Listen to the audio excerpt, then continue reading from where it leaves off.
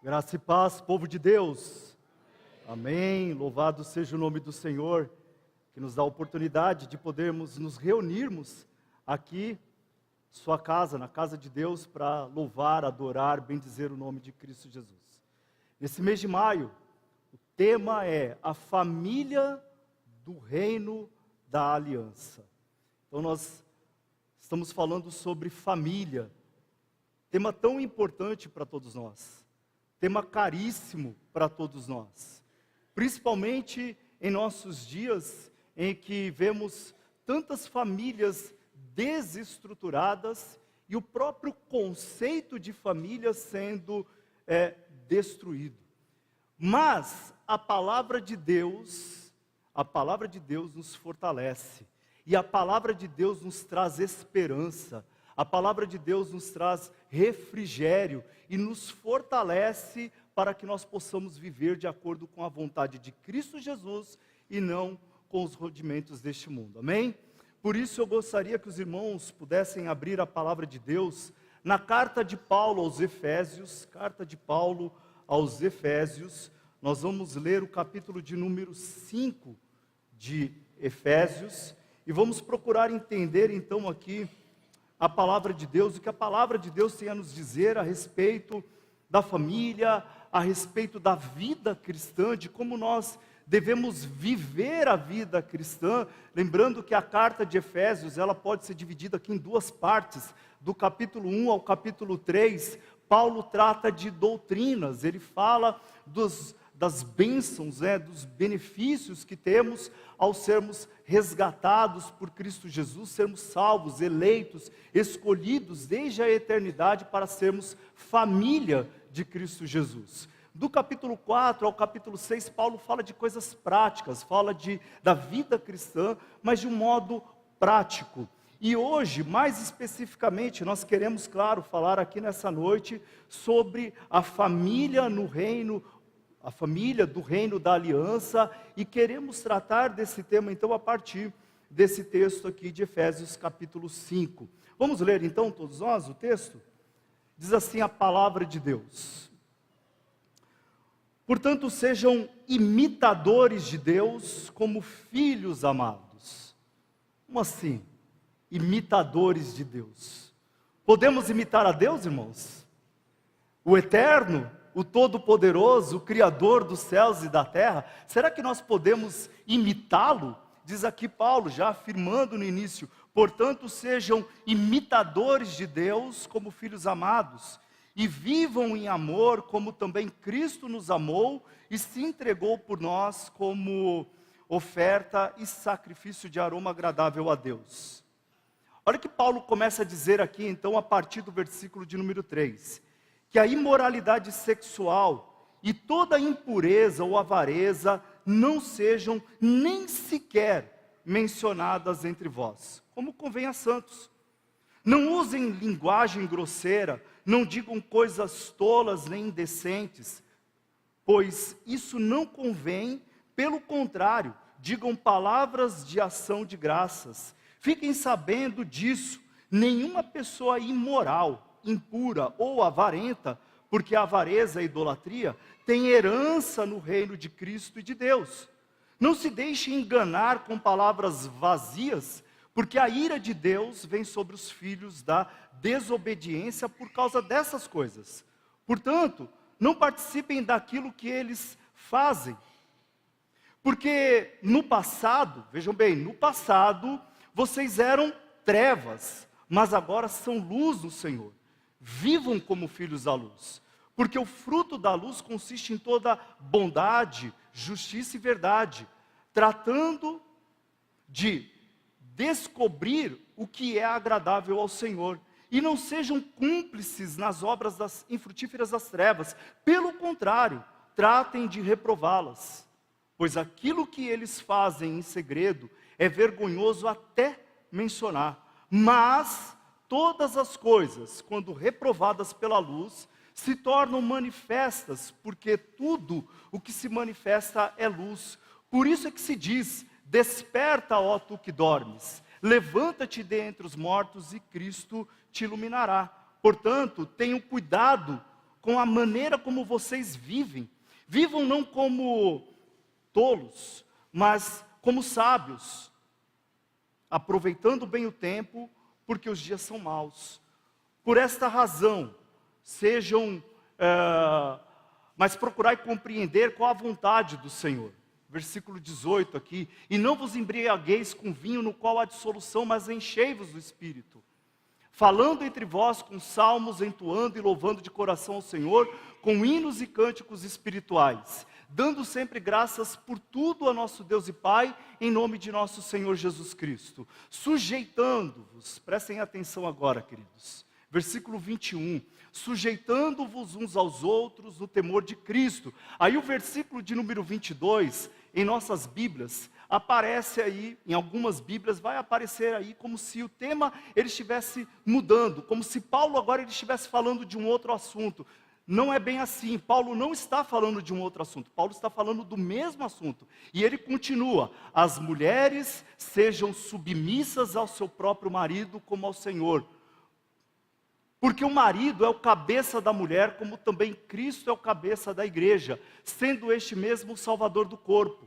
Como, porém, a igreja está sujeita a Cristo, assim também as mulheres sejam em tudo submissas ao seu marido. Maridos, amai vossa mulher, como também Cristo amou a igreja e a si mesmo se entregou por ela, para que a santificasse, tendo-a purificado por meio da lavagem de água pela palavra, para apresentar a si mesmo igreja gloriosa, sem mácula, nem ruga, nem coisa semelhante, porém santa e sem defeito.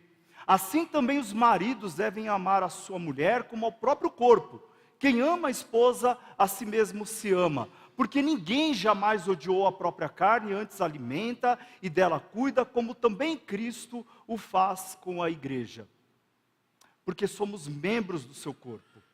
Eis porque, aí Paulo volta ao princípio, Paulo volta lá para Gênesis, eis porque deixará o homem o seu pai e a sua mãe, e se unirá à sua mulher, e se tornarão os dois uma só carne. Grande é este mistério, mas eu me refiro a quem? A quem ele está se referindo aqui no texto? Amém. Queridos, esse texto ele é maravilhoso. E para nós termos uma compreensão melhor dessa passagem, é importante nós compreendermos a passagem por toda a epístola, e não somente isso, entendendo também, compreendendo para quem Paulo está dizendo estas coisas, para quem Paulo escreveu, quem é o público para quem Paulo está comunicando estas verdades do Evangelho. Importante nós entendermos que nós estamos aqui falando sobre aliança, e Deus, na sua eternidade, Ele decidiu relacionar-se com o seu povo por meio de alianças. Nós temos as alianças que foram feitas lá no Antigo Testamento, com Adão, com Noé, com Moisés, com Davi, e a nova aliança em Cristo Jesus. Deus manifesta a sua graça e a sua bondade, o seu favor para com todos nós, por meio das alianças. E essas alianças, ela envolve as duas partes, ela envolve promessas e ela envolve também regras, ou seja, aquilo que nós devemos cumprir como servos, como povo de Deus, aliançados com o Senhor. É verdade que o povo de Israel, por muitas vezes, quebrou essa aliança, por muitas vezes afastou-se de Deus, e por muitas vezes também nós não somos capazes de cumprir tudo aquilo que o Senhor nos ordena, senão pelo poder, e essa é algo também que Paulo destaca aqui dentro dessa epístola, nós realizamos isso por causa da graça e do poder do Espírito Santo. Paulo fala nessa carta a respeito da unidade da igreja, do corpo de Cristo, o edifício de Cristo Jesus. Ele fala do corpo de Cristo e refere-se ao corpo de Cristo como a noiva do Senhor. Paulo fala da unidade deste povo. É interessante que, se voltarmos lá para Atos capítulo 19, para nós entendermos para quem Paulo está dizendo isso, Lá em Atos 19, quando Paulo ele chega à cidade de Éfeso, é muito interessante, porque ele chega ali, ele encontra ali 12 discípulos, pergunta para esses discípulos se eles receberam o Espírito, e eles vão dizer que, olha, nem ao menos ouvimos falar que existe Espírito Santo. Paulo vai até uma sinagoga, começa a pregar o Evangelho, mas alguns ali se incomodam com a pregação do Evangelho. Paulo retira-se dessa sinagoga e vai ensinar então na escola de Trajano ali o Evangelho para algumas pessoas. E ali o Evangelho começa a crescer, começa a prosperar. Mas onde é que o Evangelho está prosperando? Em que lugar o Evangelho está crescendo? Qual é a realidade deste povo para quem Paulo está falando, pregando, anunciando o Evangelho? Se nós continuarmos lendo Atos 19, nós vamos ver ali que alguns judeus, eles procuraram ali expulsar o demônio de um homem, mas eles apanharam deste homem e ficaram envergonhados. E diz o texto que ali, tanto judeus como gregos, prestem atenção nisso, tanto judeus como gregos, conheceram então este fato, e muitos passaram então a sentir temor e a crer no Evangelho. O Evangelho estava prosperando em Éfeso de tal forma que a palavra de Deus ela crescia, e o texto nos diz que toda a Ásia passou então a conhecer o Evangelho, o caminho do Senhor. No entanto, o Evangelho, na medida que ele foi crescendo, ele foi transformando essa sociedade, e na medida que ele foi transformando essa sociedade, alguns ourives ali se incomodaram com isso, porque eles ganhavam dinheiro vendendo imagens de Diana, a deusa dos Efésios, também chamada de Ártemis. Interessante que essa deusa, ela poderia muito bem hoje simbolizar, representar o movimento feminista. Ártemis era uma deusa adorada, venerada por esses homens, tanto os de Éfeso, como também ali os que estavam na Ásia, adorados veementemente por eles, a tal ponto que, nesse texto de Atos 19, nos mostra o quanto os efésios davam importância para ela. Quando eles se queixaram ali que o ganho deles, o lucro deles estava em perigo, eles então levantaram um grande motim naquela cidade, e diz o texto, diz a palavra de Deus, que eles foram então a um teatro, e neste teatro, eles ali passaram por cerca de 2 horas, isso mesmo, 2 horas dentro de um teatro, gritando, grande é a Diana dos Efésios. Quem é essa Diana? Essa Diana era a deusa que protegia as mulheres, que protegia as mulheres gestantes, doutor Alberto, as gestantes, ela era protetora das gestantes, ela era a deusa da caça, ela era a deusa da fertilidade, ela era uma deusa adorada em toda a Ásia pelos efésios, a ponto deles se sentirem extremamente incomodados com a pregação do Evangelho. No dia a dia nós podemos imaginar aquele povo indo ao templo de Diana, que era uma das 7 maravilhas, uma das grandes maravilhas na verdade, no período antigo, no tempo antigo, e nós podemos imaginar então aquele povo indo àquele templo, fazer as suas adorações, as suas oferendas, crendo numa deusa, uma deusa que eu tenho a impressão não gostava de homens, porque essa deusa conta-se alguns mitos a respeito dela, né? Na verdade, um deles, por exemplo, Acteão, estaria voltando de uma caça e teria visto a deusa nua, e ela se incomodou com isso, ficou envergonhada, e então transformou ele num cervo, e ele foi morto pelos próprios cães. Um outro homem também, que ela teria matado, porque ele disse que, Adonis, né? Ele diz que ele era um caçador melhor do que ela. Ela também se incomoda e manda matar ele. É essa deusa que é adorada pelos efésios. Então o conceito de família que eles vão ter ali, desde Aristóteles, o conceito de família dos gregos, o conceito de famílias estava em torno desses conceitos que eles acreditavam, dessas verdades, entre aspas, que eles acreditavam. E as famílias que estão sendo alcançadas e sendo convertidas agora ao Evangelho, é exatamente este povo. Isso me chama atenção, porque por muitas vezes eu me sinto extremamente desafiado a pregar o Evangelho, a falar do amor de Cristo no ambiente onde eu estou, ambiente acadêmico. Então, todos os dias ali, vou dar aulas, eu me deparo com alunos, me deparo com professores que têm inúmeros pensamentos, professores que não creem no Evangelho, mas acreditam, isso mesmo, acreditam em gnomos. Poderia citar alguns aí para vocês, de professores com doutorado, e o cara acredita em gnomo, parabéns. Mas ele diz que o Evangelho é uma grande bobagem. É impressionante isso. E é para este público que Paulo prega o Evangelho. Paulo, então, depois dessa grande confusão que acontece na cidade, ele vai embora, e alguns anos depois, provavelmente 8 anos depois, Paulo agora preso, Paulo está preso, e Paulo, então, na prisão, ele escreve pelo menos 4 cartas. A carta aos Efésios, Colossenses, Filemon e Filipenses. Paulo escreve então para os Efésios. Alguns vão dizer que Paulo não está escrevendo para os Efésios, mas para a Ásia de uma forma geral. Fato é que essa epístola chega aos Efésios e Paulo está falando agora, principalmente para os gentios,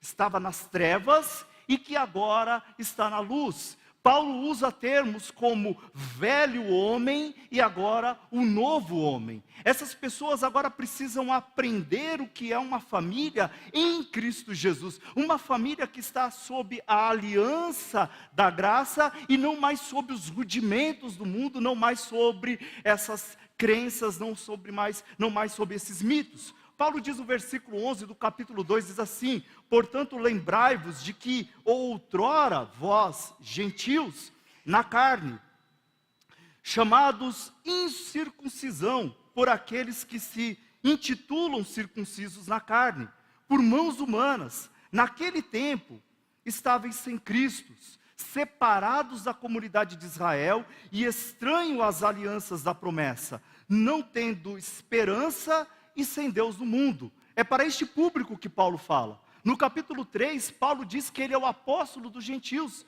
e que eles não se incomodassem que ele estivesse preso, porque tudo isso é para a glória de Deus, é para a glória do Senhor, que Paulo, então agora apóstolo aos gentios, prega o Evangelho para este povo, que antes não era povo, mas que agora enxertados pela graça de Deus, agora é povo de Deus, pertence à aliança, e precisam aprender agora da graça, da bondade, da misericórdia de Deus.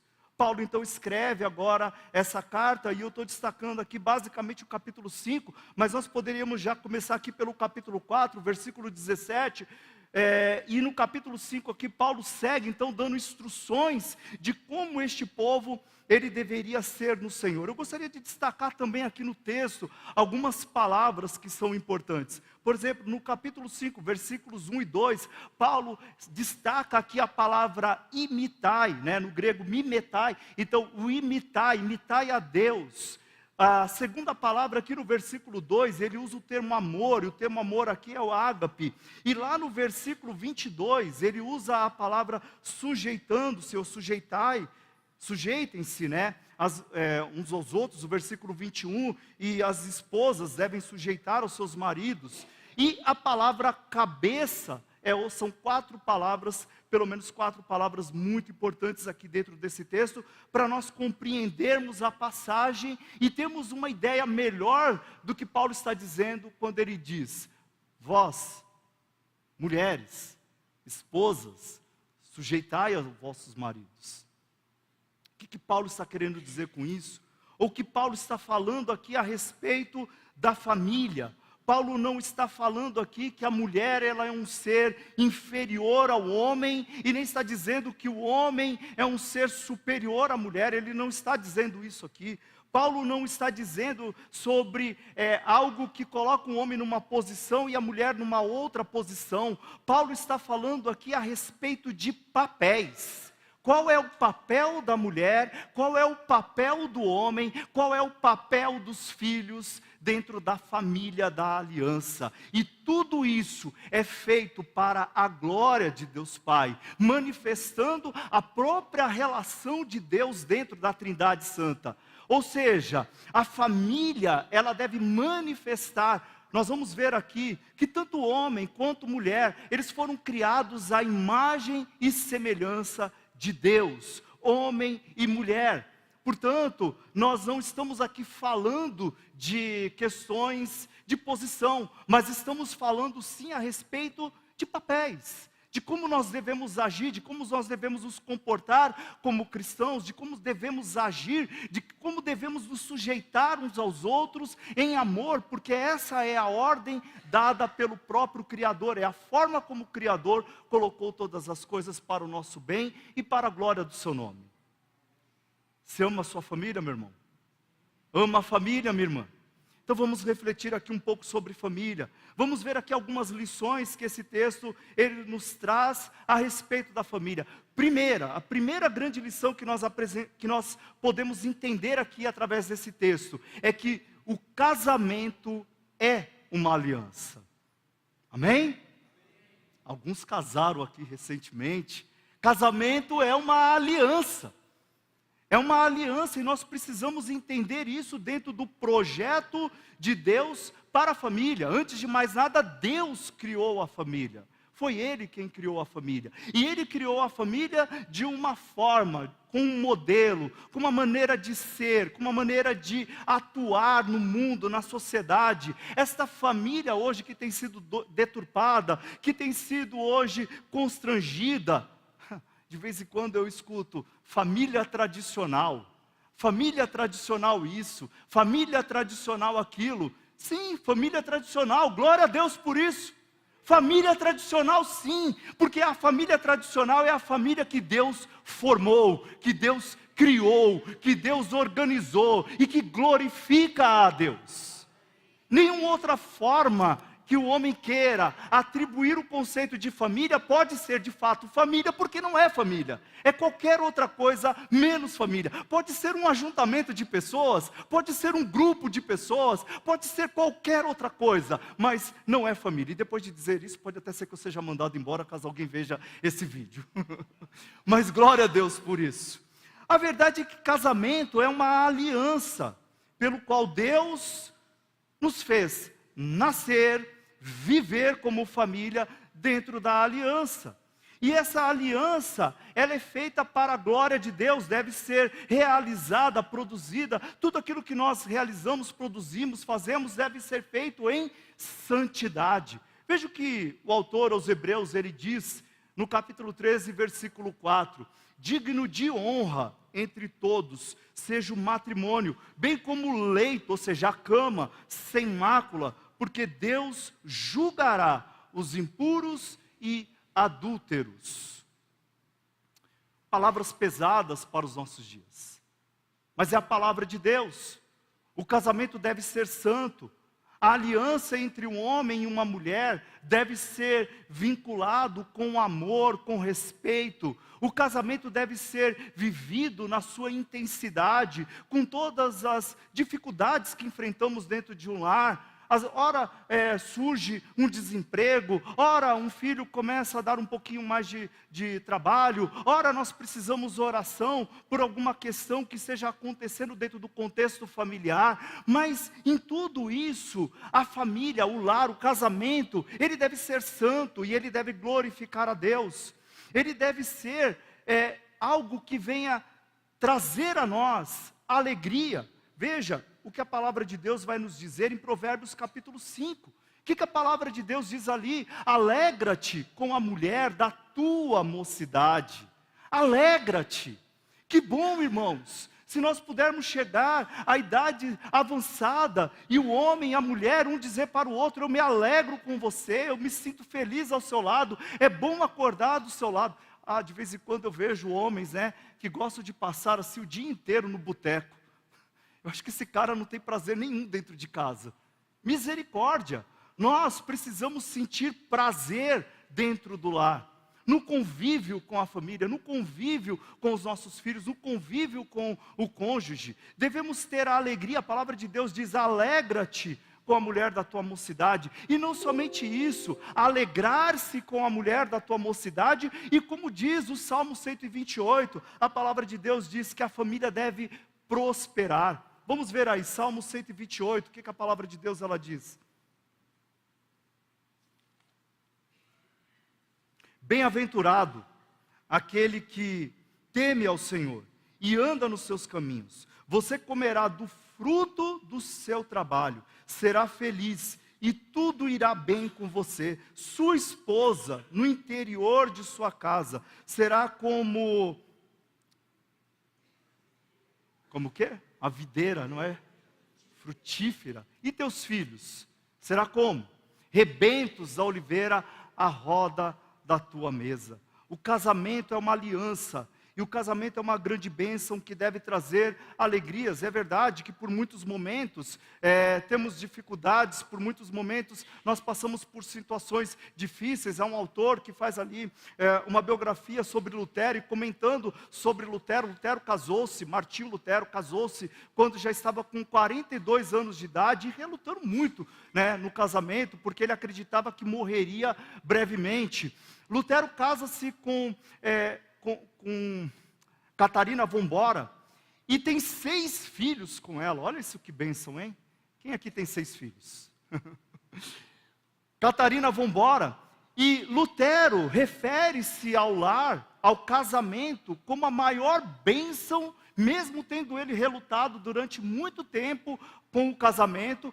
Lutero refere-se ao casamento como a grande bênção que Deus lhe deu. E ele diz assim: não somente a união em carne, não somente a união da carne, mas também a união da mente e do espírito, ou seja, a cumplicidade dentro do lar, a alegria de viver junto com o cônjuge, a alegria de crescer junto, a alegria de envelhecer juntos, a alegria de viver uma vida em comunhão. Então o casamento é uma grande bênção, o casamento é uma aliança. Embora hoje, né, muitos defendam o divórcio, e eu não quero entrar aqui dentro dessa polêmica, não vou entrar aqui dentro dessa questão, mas o fato, basta nós dizermos o seguinte: eu sei que muitas pessoas se divorciam por várias razões, é um assunto muito complexo, mas o fato é que a palavra de Deus, ela nos exorta, ela nos chama a atenção para que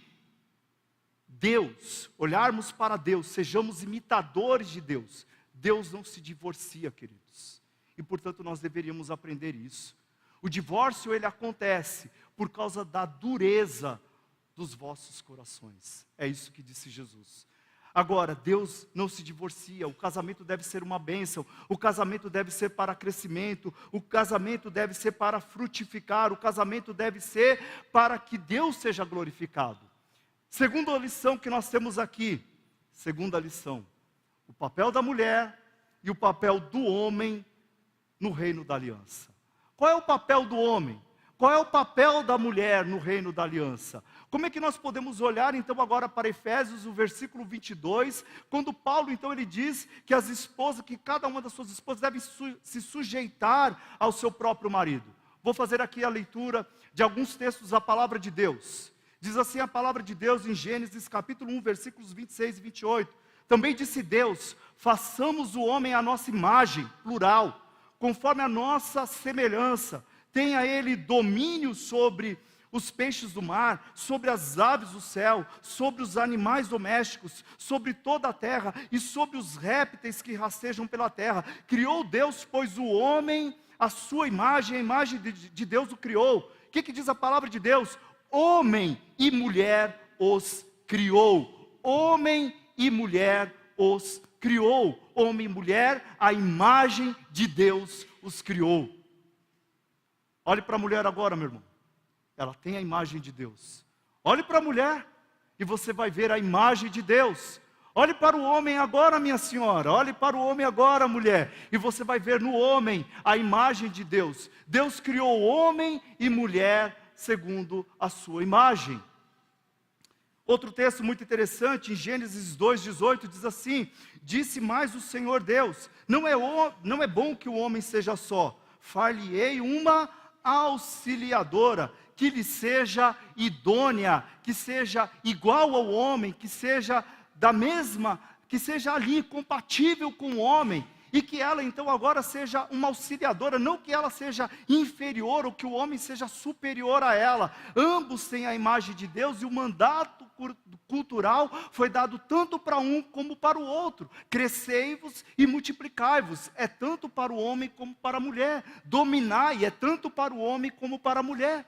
Se você acha que esse texto ainda não te convence, Atos capítulo 2, versículo 17, diz assim: e acontecerá nos últimos dias, diz o Senhor, que derramarei do meu espírito sobre toda a carne, vossos filhos e vossas filhas profetizarão. O Espírito Santo veio sobre homens e veio também sobre mulheres. Homens e mulheres podem ser cheios do Espírito. E não somente isso, Gálatas capítulo 3, versículo 28 diz assim: dessarte não pode haver judeu nem grego, nem escravo nem liberto, nem homem nem mulher, porque todos vós sois um em Cristo Jesus. Amém?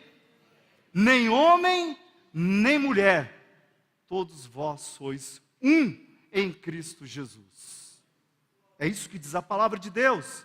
Então, de acordo com essas passagens, nós precisamos refletir então sobre o papel da mulher na aliança e o papel do homem na aliança que Deus fez com o seu povo. Algumas questões que são então distorcidas a respeito da mulher, é muito importante que nós possamos falar sobre elas. Questões distorcidas em nossos dias, como por exemplo, a bandeira do feminismo, que por muitas vezes defende uma pauta que é totalmente contrário às verdades da palavra de Deus. Uma pauta que coloca, por muitas vezes, a mulher numa situação que não é do agrado de Deus. Mas essas bandeiras são levantadas diariamente, e as pessoas defendem isso veementemente. E não somente isso, nós enxergamos isso na cultura. Já falei isso aqui uma vez e vou falar de novo. Presta atenção aqui. Até as princesas da Disney já mudaram.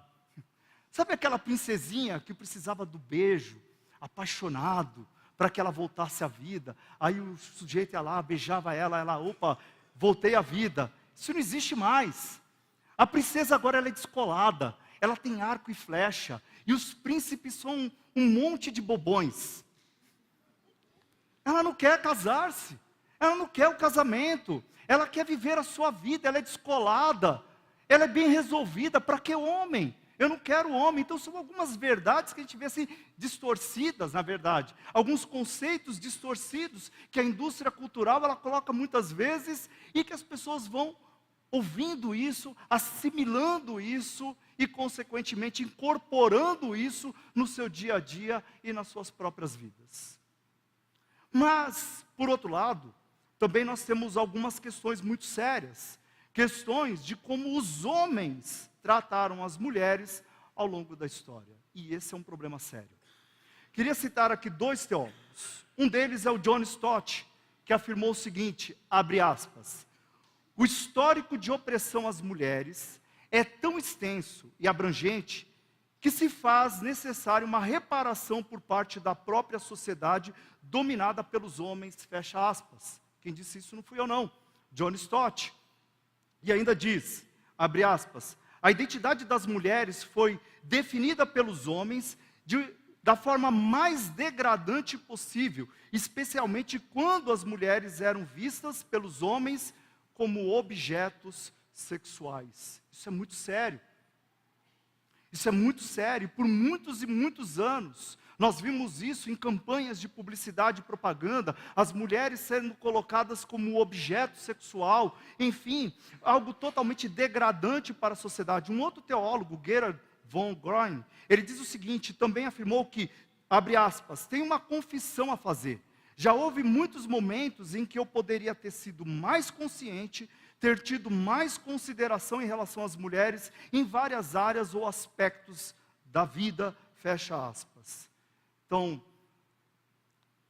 uma interpretação errada desse texto de Efésios, capítulo 5, versículo 22, levam muitos homens a fazer aquilo que não é agradável aos olhos de Deus, a olhar para as mulheres de uma forma totalmente errada, que não foi ao modo como o Criador colocou as mulheres dentro da família da aliança. Pelo contrário, a forma como o Criador colocou foi: homem, não há homem e nem mulher, todos são um em Cristo Jesus.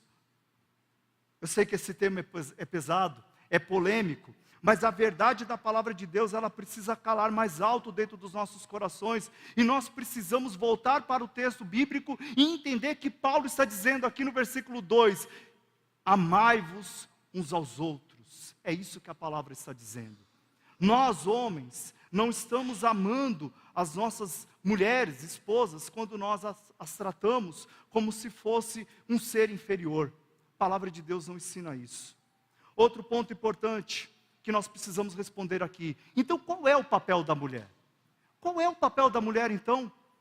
O que Paulo está querendo dizer aqui, então, com isso? Há duas questões aqui que são muito importantes. Primeiro, a mulher, ela não foi criada como um ser inferior, mas ela foi criada como auxiliadora, uma pessoa idônea para andar lado a lado com o homem. Então, o primeiro grande papel da mulher na família, o grande papel da mulher nesta aliança é o papel de auxiliadora. Ela está ali para andar junto com o homem, para auxiliar ao homem, para andar, caminhar, crescer, prosperar junto com o homem e espelhar a imagem de Deus junto com o homem, porque ambos, homem e mulher, casados, vou repetir, homem e mulher, porque de vez em quando levantam aí algumas questões do tipo, pode ser alguma outra coisa, não é outra coisa, é homem e mulher glorificam a Deus e espelham a Deus, e a mulher é auxiliadora. Segundo, e hoje é o dia das mães, eu gostaria muito de destacar isso,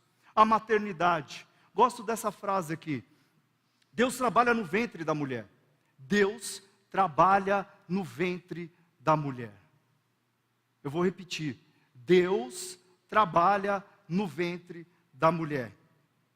Ele entretece a criança que há de nascer.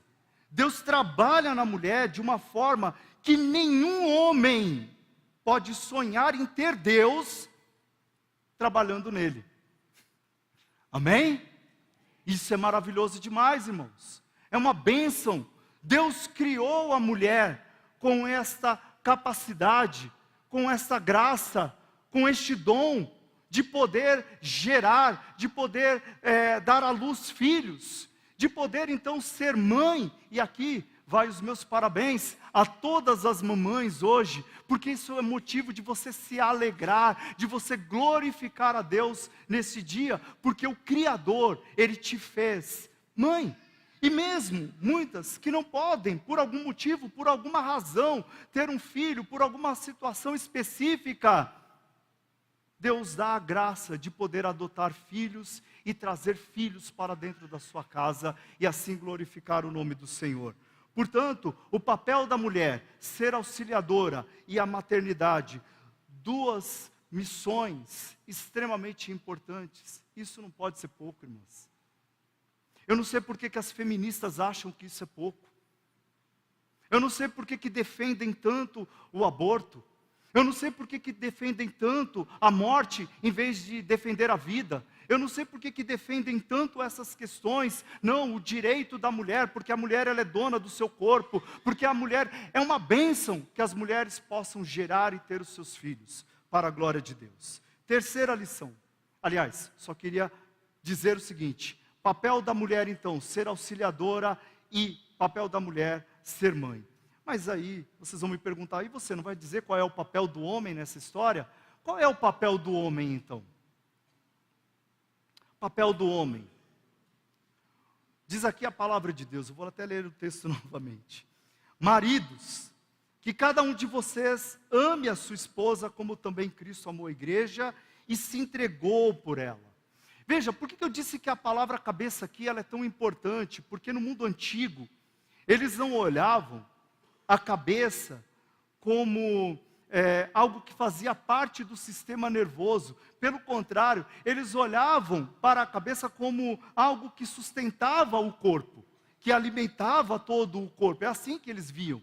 E aqui, Paulo está dizendo o seguinte, ele está falando aqui a respeito da cabeça como alguém que provê, que alimenta, e aqui está o grande papel do homem na família da aliança. O homem é aquele que cuida, que provê, e prover não entendam aqui, prover apenas trazer dinheiro para dentro de casa, trazer alimento para dentro de casa, não é isso. A palavra de Deus aqui vai além disso. A palavra diz aqui que o homem ele deve providenciar a educação para os seus filhos. Pais homens jamais deveriam se abster do seu papel de trazer alimento espiritual para dentro da sua casa, de ensinar a palavra de Deus dentro da sua casa, de mostrar a verdade do Evangelho dentro da sua casa, de viver conforme o Evangelho. E quando o homem está fazendo isso, ele está providenciando, e ele está cuidando, ele está alimentando a sua esposa, ele está cuidando da esposa como Cristo cuida da igreja. Cristo se entregou pela igreja, e do mesmo modo, vós, maridos, vocês devem amar as suas esposas, como Cristo amou a igreja e se entregou por ela. Amém? É assim que os homens devem agir, como macho. Como macho. Eu amo a minha esposa de tal forma que eu dou a minha vida pelo bem, pelo cuidado dela. Por muitas vezes falhamos, erramos, cometemos falhas, porque não conseguimos compreender a grandeza, a plenitude dessas verdades, e a palavra de Deus, ela precisa vir a nós e nos alimentar todos os dias, para que pelo poder do Espírito, como Paulo diz nessa carta, por isso que Paulo vai dizer, não vos embriagueis com vinho em que há dissolução, mas enchei-vos do Espírito, e não entristeçais o Espírito Santo. Paulo está dizendo essas verdades, porque Paulo chega aqui na família, ele diz, maridos, vocês precisam amar as vossas esposas, vocês precisam se entregar por elas, e isso só é possível, mediante o poder, a graça, a bondade do Espírito Santo de Deus que está em nós. Ele diz, vocês não devem mais viver como vocês viviam antigamente. Eu não estou mais falando de mitos, eu não estou aqui falando de Artemis, eu não estou aqui falando de uma deusa da fertilidade, eu estou falando do Deus Todo-Poderoso, que quer abençoá-los e quer abençoar a família de vocês. Portanto, abandonem o velho homem e vivam agora em novidade de vida para a glória de Deus. Imaginem, queridos, aqueles homens que adoravam a deusa Diana, agora eles estão diante dessas verdades e precisam viver de conformidade com a aliança que Deus faz com eles. Por fim, a relação pais e filhos no reino da aliança. Se Deus, Ele coloca o homem e a mulher dentro da realidade do casamento, e dentro da realidade do casamento, o homem não é superior à mulher, e nem a mulher é inferior ao homem, mas ambos são um só, em Cristo Jesus, ambos são um só, uma só carne. Se ambos estão ali, a outra ordem que Deus deu a eles, crescei-vos e multiplicai-vos. Qual é o papel dos filhos dentro da aliança? Paulo diz aqui, no capítulo 6, filhos, obedeçam a seus pais no Senhor, pois isso é justo. Honre a seu pai e sua mãe, que é o primeiro mandamento com promessa, para que tudo vá bem com você, e você tenha uma longa vida na terra. Qual que é a ordem de Deus? Qual é o papel de Deus, então, na relação entre pais e filhos e os pais? Qual é essa relação? Primeiro, irmãos, aprendam isso. Olha aqui, ó. Primeiro, nós devemos aprender isso. Quando nós estamos olhando as crianças aqui, quando vocês lançam os seus olhos para as crianças, vocês estão vendo a imagem de Deus. A imagem de Deus. Temos a tendência de achar que a imagem de Deus está em nós adultos, homens e mulheres, e como se as crianças elas não tivessem ainda a imagem de Deus. Elas de fato têm a imagem de Deus. E é uma grande bênção que o Senhor deu a nós, pais, o poder ter filhos. Queridos, eu me lembro que no ano 2000, nós começamos, na outra igreja onde eu estava, começamos uma atividade missionária lá no Vale do Ribeira, num local muito pobre. E lá eu me lembro que nós chegávamos naquele local e saíamos então para evangelizar ali as pessoas, para pregar o evangelho para as pessoas ali. E era muito comum quando nós entrávamos em algumas casas e víamos ali meninas mesmo, muito jovens, 17 anos, 18 anos, e já com 2 filhos. E quando você começava então a pregar o evangelho, a falar do evangelho, ensinar o evangelho para aquelas meninas, e ali ao perguntar onde está o marido não está aqui. Já foi embora há muito tempo. Abandonou. Então a realidade do abandono naquele local era muito evidente, era forte isso ali. Queridos, o Senhor me deu os meus filhos, e eu louvo a Deus por isso. É um grande privilégio poder ser pai da Eduarda e do João Pedro. É um grande privilégio que Deus concedeu a mim, é uma grande missão, e eu jamais eu deixaria de cuidar dos meus filhos, de estar junto com os meus filhos, de conversar com os meus filhos, de viver a vida comum do lar com os meus filhos. É uma grande bênção poder tê-los ao meu lado todos os dias. Por muitas vezes nós temos, como em todos os lares, as nossas dificuldades, mas essa é a família abençoada que Deus me deu, e eu glorifico ao Senhor todos os dias, porque Cristo Jesus me colocou nessa família. Queridos, eu não vou me abster da minha responsabilidade como pai, como educador, e os filhos são herança do Senhor, como diz a palavra de Deus. O segundo ponto é que Deus, Ele tem um propósito específico para os filhos. Esse propósito é a continuidade da aliança, por isso que nós batizamos os nossos filhos, porque nós cremos que as crianças, elas vão dar continuidade a tudo aquilo que nós acreditamos, a nossa fé, a pregação do Evangelho, o anunciar da palavra de Deus. Nós conseguimos enxergar a continuidade disso tudo, porque os filhos nos foi dado por Deus, e o Senhor glorifica o seu nome através dos nossos filhos.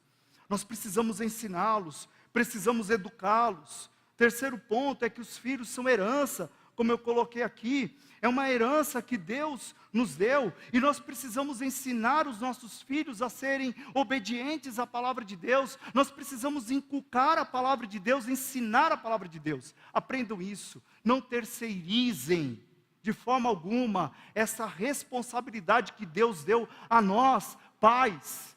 Não é papel do Estado, não é papel da escola, mas é responsabilidade dada por Deus a nós, pais, ensinar os nossos filhos, educá-los segundo a palavra de Deus, e fazer com que eles possam crescer, porque os nossos filhos espelham a imagem de Deus. Amém?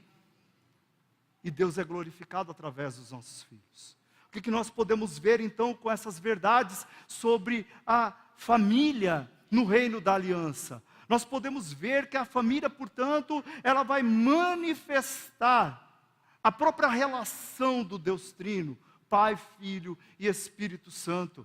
A família, portanto, ela deve ser um lugar de crescimento espiritual. Ela deve ser um lugar onde as pessoas que estão ali, inseridos dentro desse contexto, possam se aproximar mais de Cristo, possam glorificar a Deus, possam exaltar o nome do Senhor, possam viver em comunhão, como Paulo diz aqui. Portanto, sejam imitadores de Deus como filhos amados, amai-vos uns aos outros, sujeitai-vos uns aos outros em amor.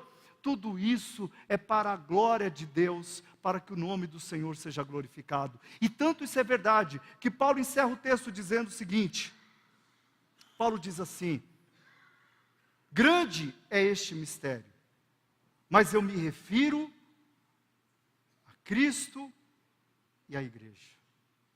Grande é este mistério, mas eu me refiro a Cristo e à igreja. Tudo, queridos, é sobre Cristo. A nossa vida, a nossa existência, a nossa família, o ser esposo, o ser esposa, ser filhos, a família, tudo é para a glória de Cristo, é para que Cristo seja exaltado, é para que Cristo seja manifestado no nosso meio, é para que a grande obra de redenção, de salvação, ou seja, de trazer, de resgatar no homem a imagem de Deus, que estava então deturpada, como Paulo diz aqui, para esses crentes que estavam em Éfeso, adorando Diana. Agora eles não adoram mais Diana, eles adoram a Cristo, que os alimenta, que os abençoa e que vai entregá-los como igreja gloriosa, noiva de Cristo Jesus, em família, para a glória do seu nome. Amém? Por isso eu gostaria agora de orar pelas famílias, e em específico pelas mães. Gostaria que as famílias agora ficassem unidas nesse momento, que vocês pudessem se juntar aí como família.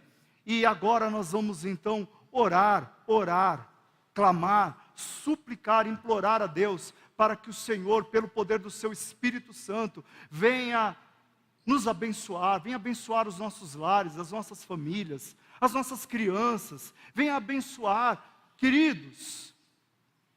É uma grande bênção ser a família do Senhor. Vamos orar neste momento. Senhor, obrigado, Deus, porque o Senhor é bom, e as tuas misericórdias duram para sempre. É verdade, ó Deus, que estamos vivendo dias em que o conceito de família está sendo desconstruído. E até mesmo as relações, ó Pai, têm sido fragilizadas, ó Pai, por inúmeras razões, inclusive por causa do consumo, ó Pai. É verdade, ó Deus, que hoje muitas pessoas estão adorando outros deuses, assim como os efésios adoravam a Deus Diana e acreditavam naqueles mitos. Pai, nós clamamos a Ti, ó Deus, que a Tua verdade, que o Teu Evangelho venha calar mais alto dentro das nossas almas, ó Pai. Que sejamos uma família fervorosa no Senhor, que sejamos cheios do Teu poder, da Tua graça, que, ó Deus, marido, mulher, crianças, adolescentes, jovens, ó Pai, nós enquanto famílias do Senhor, possamos Te glorificar, possamos Te exaltar, possamos Te adorar, viver para Cristo Jesus, em harmonia, Senhor, em amor, ó Pai, vivendo para a glória do Teu santo nome. Ó Deus, eu lhe imploro, Senhor, há muitas famílias, mesmo aqui dentro da igreja, que por muitas vezes passam por dificuldades, passam, ó Deus, momentos difíceis, Senhor, por situações, que pode ser um desemprego, que pode ser uma situação de desânimo, que pode ser, ó Deus, falta de amor, de bondade, de misericórdia, pode ser um problema específico dentro do lar, mas eu imploro a Ti, ó Deus, que pelo poder do Teu Espírito, ó Deus, as obras das trevas sejam desfeitas, ó Pai,